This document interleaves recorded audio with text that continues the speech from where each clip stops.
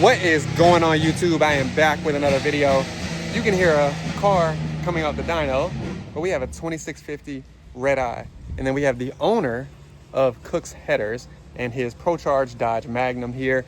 But today's video, we're gonna be talking about how much horsepower you can gain from the DSX Flex Fuel Kit on your LT4 platform. Now, this variable is simple. We're gonna be talking about the horsepower gain you can make with stock LT4 injectors. Yes, there's plenty of options out there for the LT4 because it is DI, direct injected. You can go XDI plus 30, 50, 70s. You can go port injection.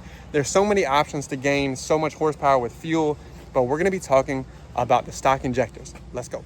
So, your first time to the channel, this is my 2016 CTSV. Now, it is at the shop right now, so it's outside, a little dirty and so forth, but this is the car we're gonna be talking about. If you have a 16 through 19 CTSV or your Z06s, Z01s with the LT4 platform, this video is for you. And if you still have stock injectors, which this car actually, believe it or not, does, because we're going port injection in a bigger blower.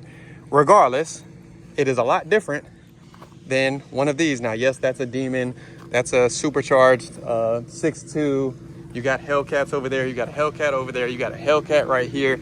It is totally different than the setup for these.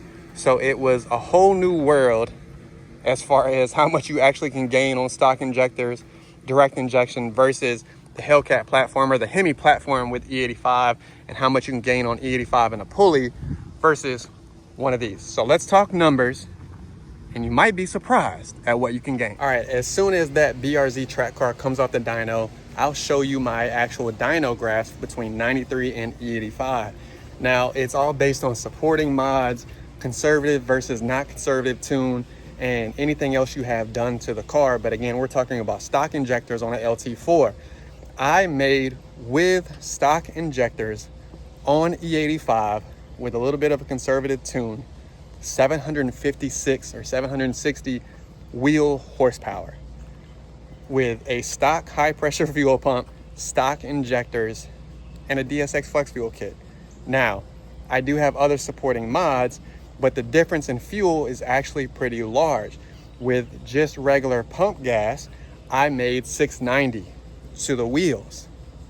That's a pretty large jump. That's 50 to 60 wheel horsepower on fuel alone. So imagine if you upgraded injectors, upgraded your high pressure fuel pump, and did a mix and not just all E85, you could be sitting somewhere in the 900 wheel horsepower range if you have some other mods, cam, long tubes, etc., right? Exported blower, anything that you can do to these LT4s. But I want you to focus on that number, 690 to 760. That is a lot of horsepower on fuel alone. So is it worth the Flex Fuel Kit? 100%. I'm gonna tell you, if you have an LT4 and you're just trying to gain a whole lot of horsepower and not have to deal with too much, go ahead and get the Flex Fuel Kit, the dual bucketed kit as well, that helps with the fuel pressure and basically being able to push E85, and then do a Kong export, and you're gonna gain 100 wheel horsepower, and you're gonna be super happy with the car, and you're gonna spend anywhere between 5 to 10 grand depending on labor, or if you do it yourself, right? Best bang for your buck in an LT4.